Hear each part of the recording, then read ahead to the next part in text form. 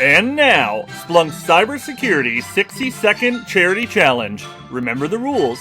You've got to get through an entire subject in 60 seconds, or you donate to today's charity of choice. Good luck!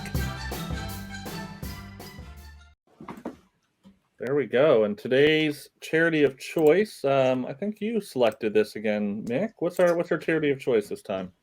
So it's our last episode in Black History Month. So we wanted to donate to Black Voters Matter. It's a 501c. You can look it up at Black Voters Matter. And if you really had any question about why we're doing it for the charity, you should probably Google Voting Rights in America. We'll leave it at that. Leave it at that. So a solid one and something we both believe in heavily, especially recent events. Now, we wanted to kind of dig a bit deeper into the outage need for backup comms, but really bringing it back down to more specifically why it matters for cybersecurity professionals, especially in incident response or otherwise. Now, Audra has already selected me as a winner, so I'm going to go ahead and say, Mick, I think I won last round, so I'm gonna volunteer. Shocker you there. Again. So whenever you're ready, Mick. Drew, all right, ready to go. Slack and a bunch of others fell over like a 3G network today, and the internet security world came together like an unproductive Captain Planet and just kind of sat around.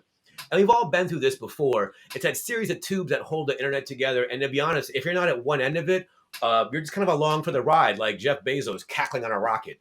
Now, you still need to communicate with your team, and your comms plan needs to be well communicated so that the next time this happens, the job can still get done. This needs to happen before the outage, naturally. Now, this should be on every business requirement, like HTTPS on a social media website. Now, outages happen more often than we'd like to see it. And what seems to be the most inopportune moment, so what's your backup plan? Is it Zoom with no GIF support? Is it a text group? Is it backup email? Even a living doc? Or is it Microsoft Teams? I'm kidding, it's not Teams. So have a plan, have a backup plan, and have a backup plan for that backup plan. You never know what's going to happen on the internet, but your team still needs to communicate. That's it. Wow, perfect timing. Well done. You know, as always, we're saying specific formal nouns here. There is no victim blaming. This could happen to any one of us at any time, except for maybe I think it has at least once. I mean, there we go. I mean, I couldn't even get my audio to work last week, so who am I to talk about the complexities of running a global network? All right, that's going to be a hard one to beat, but knowing that I've already won, it's hard to go forward. Drew, whenever you're ready. So I'm going to focus a little bit differently than Mick and go into compromised comms, either via accident or on purpose.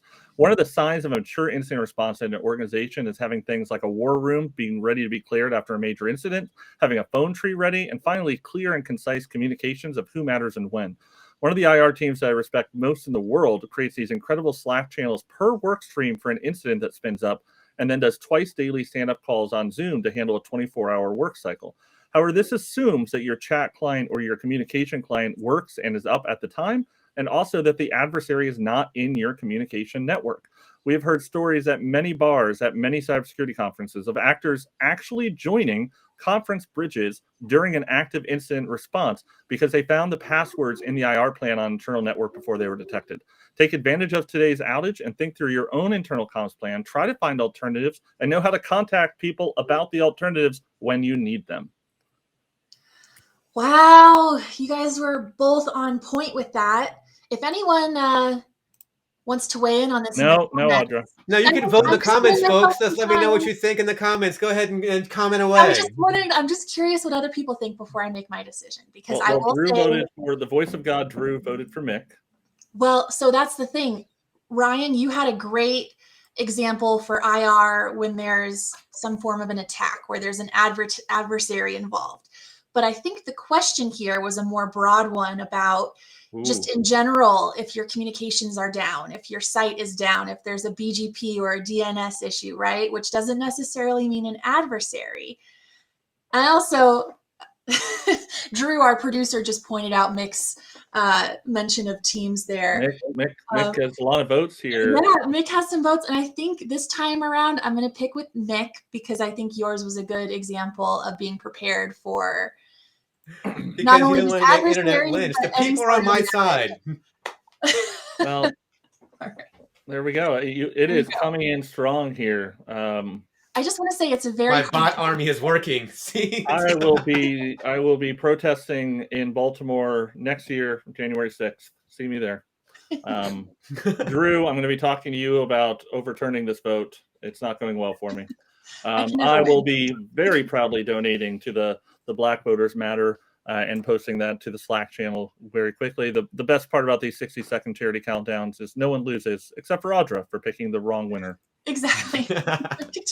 It's Well, always the wrong one, right? it is always the wrong one. Drew, can That's we how get voting a sad works. trombone here? Let's see. Maybe I have one.